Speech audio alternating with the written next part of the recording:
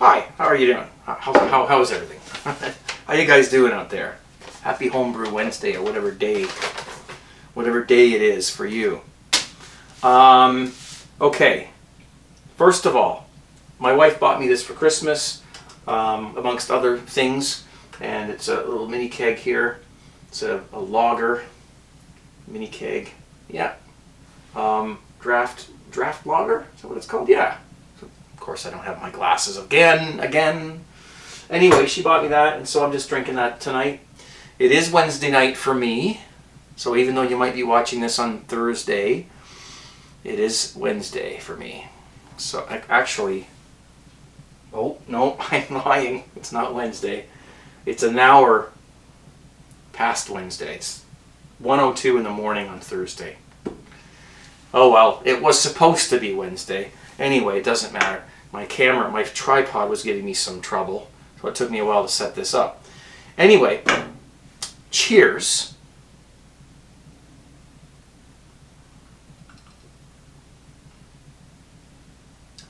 It's a nice clean beer. Very nice. Cool. Apparently you can reuse these things as well, but I don't know how you do that. That's pretty neat. I'll probably just recycle it or whatever. But that's cool, man. Considering the fact that I'm low on homebrew. Now I do have something brewing downstairs, and it needs to be kegged, but I can't keg it today. And I'll tell you why. For the same reason that even though last week on Homebrew Wednesday, if you watched it, you heard me talk about brewing some beer this week. And that's what the plan was. And I even had it all set up here on my counter, and my pot was on the stove, and I was all set to go. And then that was the weekend, and then Monday, I hurt my back. I was lifting something heavy up the front stairs, up the front of the house, and I slipped, on the ice a little bit because it's finally snowed here, and kind of, how you do things, you twist the wrong way and you put your back. So I got the right side of my back is just aching and goes down to my hip. So I had to postpone brewing, unfortunately, because I can't lift anything and I can't stand for very long, which is why I'm leaning on this dishwasher, because it supports the back. So, because otherwise it really hurts. So I had to cancel brewing, and that's unfortunate because I did sort of say that I would be brewing this week, and you guys see some footage. Well, it's going to have to wait until a couple days or next week, whatever, until I get this back situation sorted out. So what we're going to do instead, and again, I forgot my glasses, so I'm not going to be able to read what I thought I was going to read, but this is a fellow who calls himself Dr. Hans, H-A-N-S, and he sent me 2 beers. And these videos are out of order. One of the beers has already been reviewed weeks ago, and the video is just being uploaded as we speak. So it is not going to be in the right order. Because I get behind on these things, and I got videos that I film and then they just sit for weeks, and then I finally get around to editing them and posting them on YouTube, and that's just what happens. If you're a YouTuber, you know what that's like. So he sent me a wheat beer, which I reviewed, and you'll be seeing that almost at the same time as this video gets posted as well. Okay, so you'll see that. And now he sent me this one here too. Now this is a Christmas beer, and again, dropping the ball here, doing things late. This was supposed to be drank on Christmas, right, or near Christmas, but I didn't have time to make a video of it, and so I just kept it in the fridge and I waited. But it is a Christmas beer, and without being able to read anything, because I forgot my bloody glasses again, as I always do, 3 Rules Christmas Ale. Now, this guy's from Sweden, by the way. Okay, all the way from Sweden, and he got these 2 beers to me with no issue, which is pretty cool, because that's a hard trip. That's a hard trip all the way from there to here. So, so you'll see the other beer review in the other video, so I won't talk about the wheat beer. But this one here, he made it as a gift to some of his family.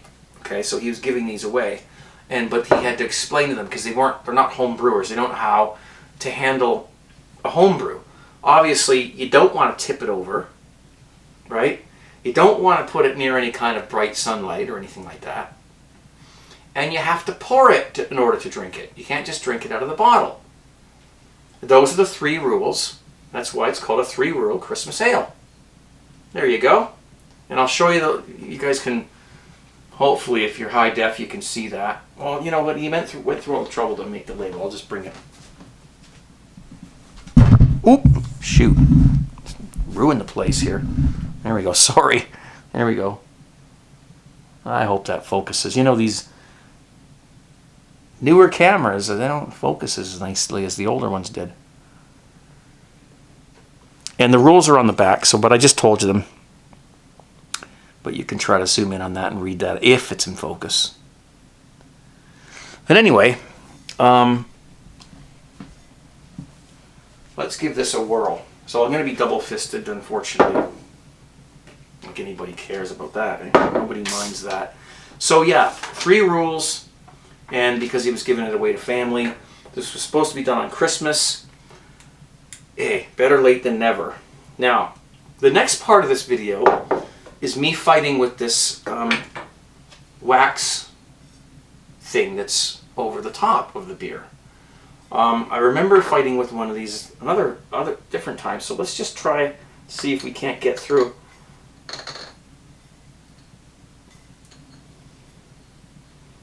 With some sort of a knife. And I think I'm successful at that, actually.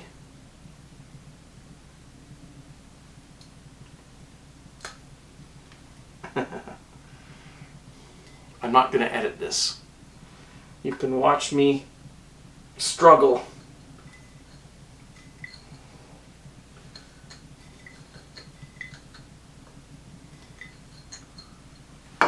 We'll see.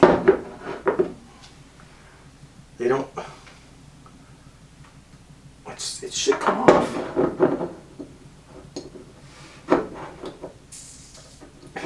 Alright.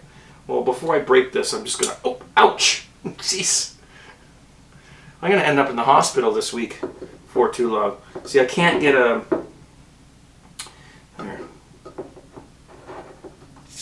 There we go. We got her. Okay, good. All right. So let's give this a pour. This would have been another Craig's Beer review kind of thing, but I thought I don't have anything much to talk about this week other than my back, so I figured let's do this on the Homebrew Wednesday. That way he gets both of his beers reviewed, and not that I'm a big beer reviewer or anything like that, but let's give this a whirl. And I made a beautiful chili for dinner, and I'm going to be trying this at the end of the video. I don't know if I already mentioned that, but this is take 3 of this video, so I don't remember what I said. Alright, let's give this a little pour. Getting a little bit of froth there. Got it, whoops, it's okay. So let's try this Christmas beer all the way from Sweden. Thank you, sir. Sorry it took so long to do this. I tend to lack punctuality sometimes, and I'm thinking we might fit the whole thing in.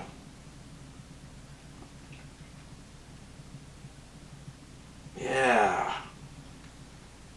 Oh, Bob is your uncle, man. There you go. Okay, so back to this. I've made a big mess here now.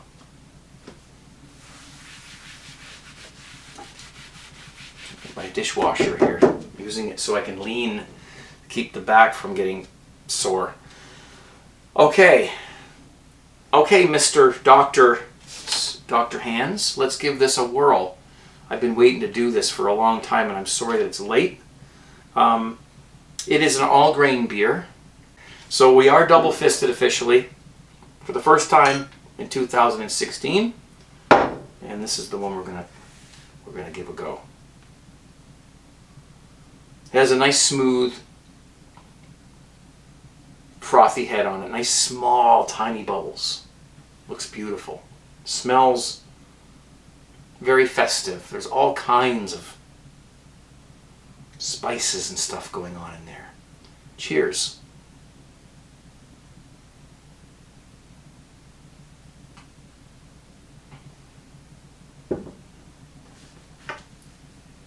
Wow.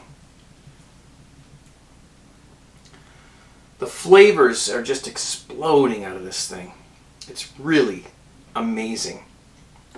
And you know what? I could sit here and say, well, I can taste the this and the that, and, you know, whatever, you know, ingredients are in here. There's obviously some sort of spices. There might be some nutmeg in there. Other Christmassy things that you put in a Christmas beer. Again, I need to tie the damn glasses around my neck. But anyway,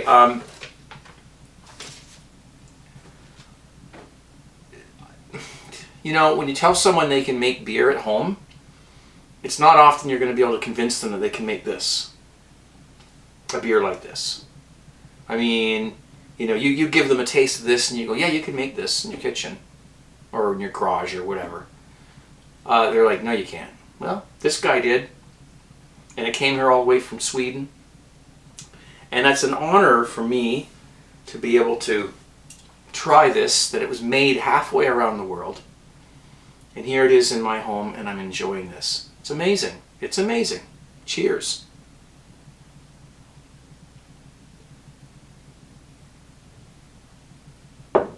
Oh. This was the beer that was supposed to get the main review.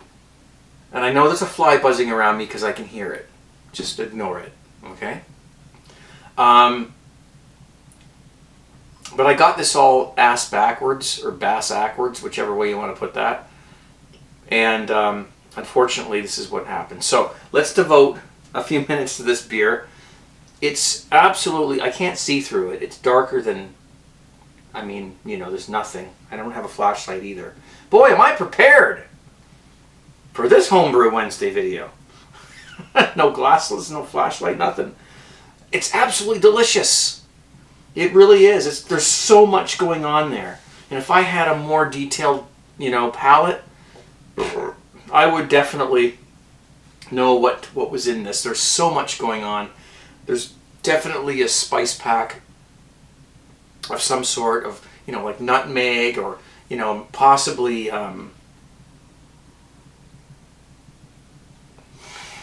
different kinds of malts. It's relatively sweet, and it has a very nice mouthfeel. And it's got all those Christmassy spices, you know, delicious. You know, I'm not a licensed, you know, I'm not a beer reviewer, I'm not a licensed beer judge or anything like that, so I suck at it. But he sent it all the way from Sweden, and I am enjoying this. It's a far cry from this. This would be like this end of the scale, or probably do that the other way around, right? This is the bottom end of the scale, and that's the big beer end of the scale. Not that there's anything wrong with this. I'm just saying, like, that there's two completely different animals right here, and one has nothing to do with the other taste-wise. So that's kind of maybe a cool thing, I guess, for people who are new to brewing or new to beer or whatever, is that there's so much variety. This is, you know, a carbonated beverage with some flavor and some alcohol, and it's refreshing. And this is it tastes like a cake, like, you know, it's like a dessert. It's definitely a meal in a glass. Cheers. Cheers to you, Dr. Hands. Awesome job, my friend, all the way from Sweden. Really, really good job. Really nice job. I could definitely drink a case of these things. I wouldn't say it's the most sessionable beer in the world, because it's, you know, it's got all that going on, that it's more like you just drink one or two and then you switch over to something a little lighter. So that's the kind of beer it is. It's just it's got balls, definitely, absolutely.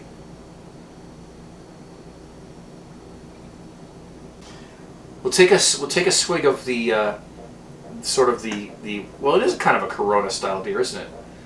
This lager. My fridge makes strange noises. Don't hear that? Apparently, the newer fridges do that. They make fart noises and everything else. It's not me. Anyway, take a swig of this. Oh yeah, it's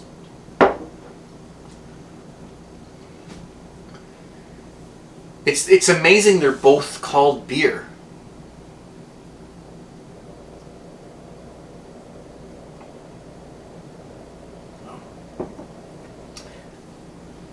Here's the thing. This is a t-shirt on a hot summer day. This is a warm winter jacket on a cold winter's night. There it is. T-shirt, warm winter jacket. That's what you got. Speaking of warm winter jackets, I think I have a bowl back here, or a little thing. Just gotta be careful how I twist, because if I twist the wrong way, there's problems. Yeah, so this is homemade chili. If you want to learn how I make my chili, I'm not a Mexican, or I'm not from wherever they make chili, but I think I'm told I make a damn good chili. It's not on fire. It's not spicy, but it's nice, and it's people can stomach it without burning their esophaguses out. Just gonna get some here. If you want to learn how to make it the way I do it, then you're welcome to watch. Hang on, I gotta get that bay leaf out of there. You're welcome to watch my chili making video, which I'll put a link to down below. And I've made a hell of a mess here. Jeez. Anyway, there we go. All right. Yes, I will put a link down below to, whoops, that out of the way, to cooking this. I stood here for 2.5 hours making this chili. And I knew after that there was no way I was going to be able to brew beer tonight because my back was just killing me. But I've been making this particular chili for, well, geez, I don't know, we want to do the math. I mean, 25 years or something like that. And I've changed it, along the way, and sometimes I do it slightly different than other times, but it basically always tastes more or less the same. The kids, they love it, and they find out I'm making chili, they're like, just beside themselves with excitement. Yes. Some kids, they love cell phones and things like that. My kids like my chili, so that's good. It's not really, really hot, so it's not like steaming hot or anything like that, but it's fairly warm. Let's just give this a little.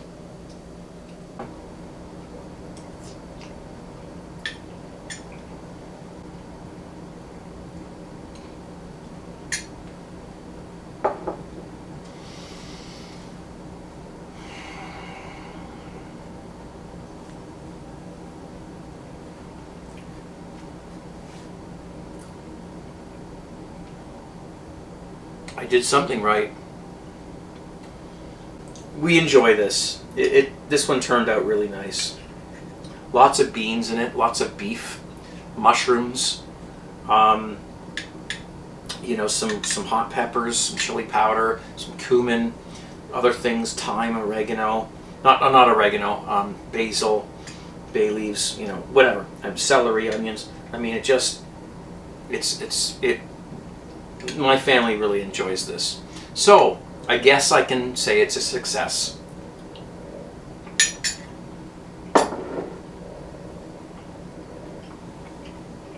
And which one of these would you drink with a warm your ribs chili? This one.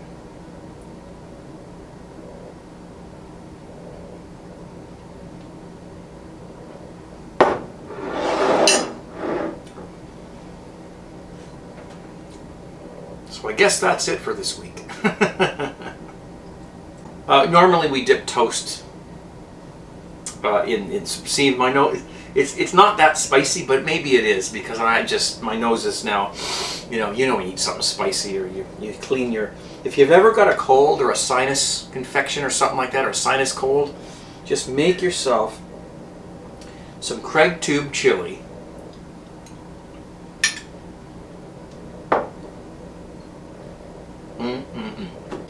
If you want to make a chili that's going to burn, through your stomach, fine. People do that, and I'm sure that they go to these Texas, wherever they do it, chili cookouts or cook-offs or whatever they call them, and basically some of those are just probably so hot that you can't even, they're just like, I don't make my chili that way.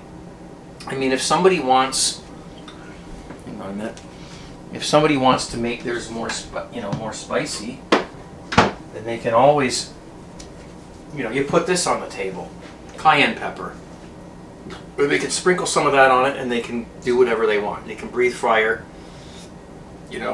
My whole purpose in making a chili is not so that I can sit in the bathroom for 3 hours the next day, if you don't mind me saying that.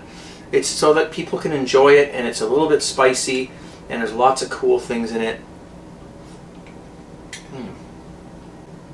It has quite a bite to it. As I said, I'm starting to clear my sinuses, but it's not on fire, and that's the way I like to do chili. Like I said, people want more, they can put whatever they want on there. A couple of chili flakes or some of this cayenne, make it as hot as they want to. And of course, chasing it with a good all-grained home brew that's been brewed to, this is a craft beer that you would have to pay a good price for this beer if you were to buy some of this.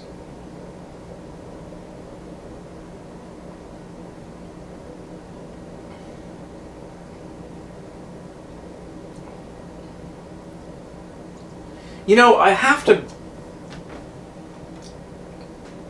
to add something to this before I go, because I'm probably over time. And I don't think of this very often, but if I was to go to the store and look for a beer that tasted like this, and I'm being completely honest. This is totally being honest, okay?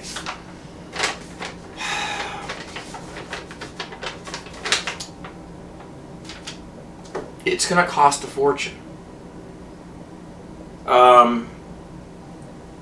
This is a crap, and when you read the label, well, this one's from Sweden, but if you buy a beer like this at your local your local beer store, or Walmart if you live in the States, whatever, this craft beer is not going to be. It's either an import, and it was brought over especially because it's amazing, or it was brewed at a local craft brewery. Okay, not one of the big Coors Light breweries or whatever. This was brewed in a craft brewery. Probably somebody's kitchen. I don't know exactly where our friend here brews his beer, but that is a craft beer.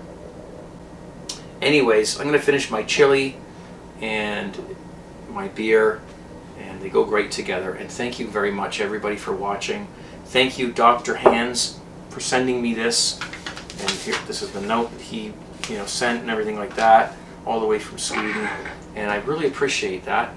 I'm going to go, guys. Thank you so much for the support and for watching. And I've prolonged this video long enough. Make some chili.